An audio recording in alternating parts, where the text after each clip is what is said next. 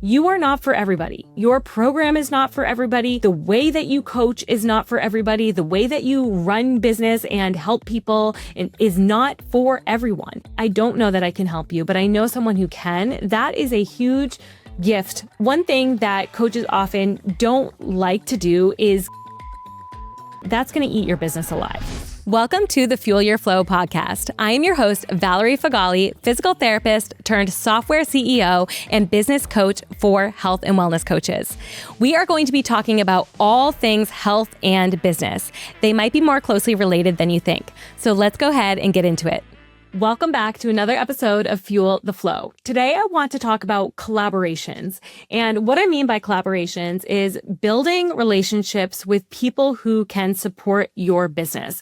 So this likely is other business owners, but it could be potential past clients that you are also building relationships with. And these relationships can be so powerful.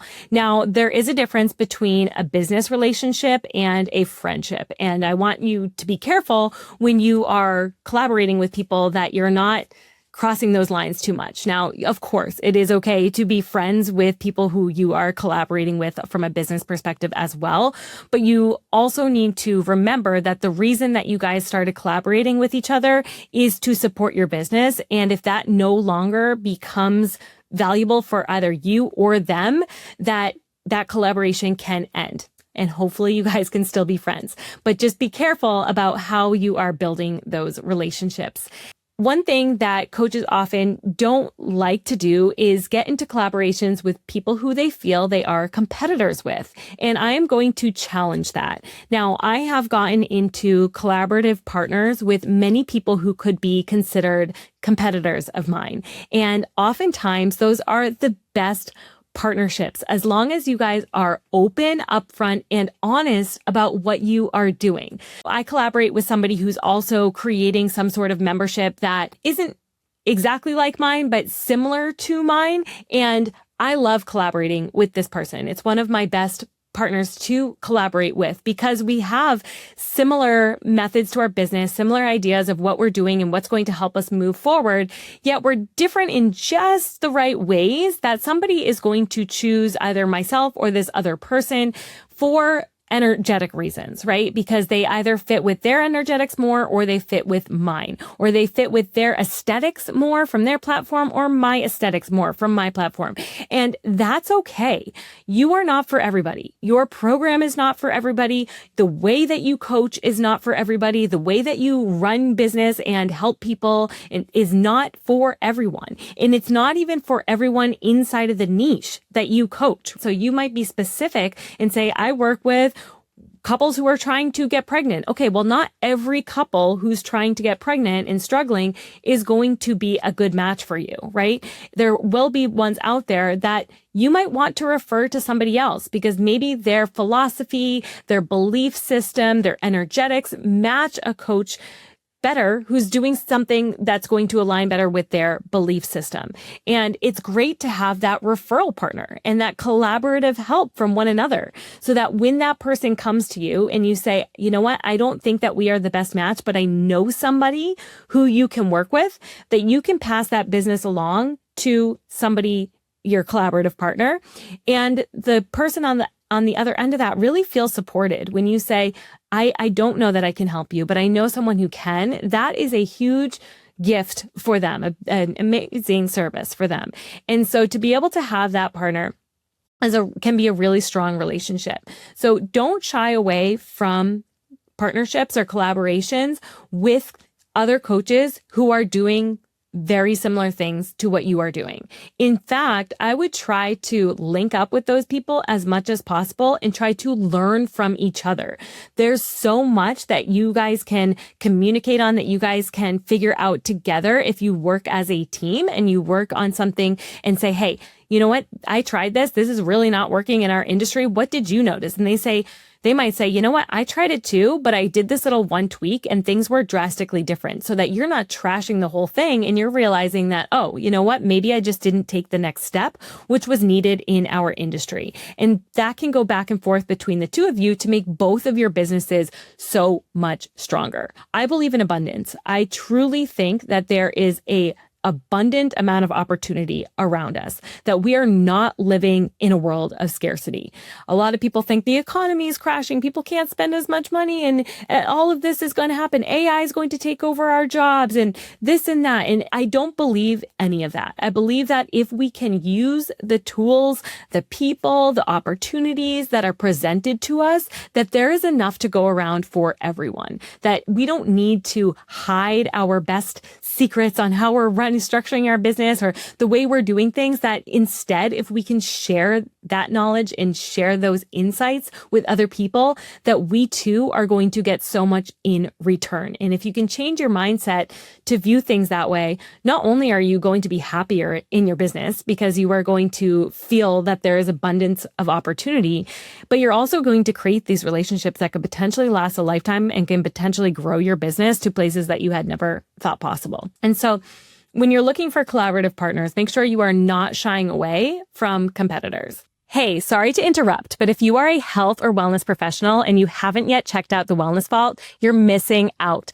The Wellness Vault is a content hub for coaches who create their own plans and programs for their clients, run workshops, create digital guides, and so much more. You can now do all of this in a fraction of the time so you can focus on your clients and grow your business faster than ever with more you time. The link to The Wellness Vault is in the show notes, so go sign up for your free trial today. Now, when you're working with somebody different, some of the best partners can be people who have the same audience as you, but who do something slightly different. And this is someone that you could do workshops together with, that you could share lists, do list shares, like email lists, where you send out a freebie on their email list and then they have to opt in and subsequently get on your email list too. They opt into your email list. And this can be really helpful. So these type of partners would be someone like, let's say that let's use the fertility coach, for example. You are working with couples who are trying to have kids, who are trying to get pregnant. And then maybe on the flip side of that, you work with somebody who is a pelvic floor specialist, right? That relationship can go both ways, because once you help your client who is trying to get pregnant, you can then start sending business towards this pelvic floor health. Now, also those people who are working, in the pelvic floor industry, they oftentimes are working with people who are going to have more kids. And so it's possible that those couples have trouble on the second time around or the third time around, and now they need a fertility coach. And so that pelvic floor specialist can send people back your way. And oftentimes they'll even get people before they have kids as well too. So they can send people your way. And so you can see how that type of partnership can be really valuable. And you can create programs together, even build out lessons inside of each other's programs. So if you have a digital portion, let's say, of your coaching where people can get onto the platform, they can do some lessons with you digitally, you could actually have your partner or the person you're collaborating with do a lesson inside of your course. And then you could even have an affiliate link in there for if they sign up or if they end up getting services from that potential partner. So not only is that a huge win for them because they're getting visibility on your platform, but also you are getting affiliate commission if they're being sent their way, and vice versa. I would try to see if you can get into other people's programs as well, as long as it is truly value that you're adding to your courses. I would love, for example, if somebody who specializes in marketing would come do a course for my community specifically on marketing. They could value so much from that, mini lesson or workshop or boot camp or whatever it may be. And that would be something that I would be happy to put inside of my courses, inside of my membership for our people and my community to take advantage of. So it's a big value add for me. And then it's also an incredible visibility opportunity for that other person. So think of ways that it's a win-win scenario, that when you are presenting to somebody who you'd love to collaborate with, a true value add for them. Now, the very first time that you reach out to somebody and see if they want to collaborate with you on something, you should be the one offering a ton of value. If you're the first person reaching out,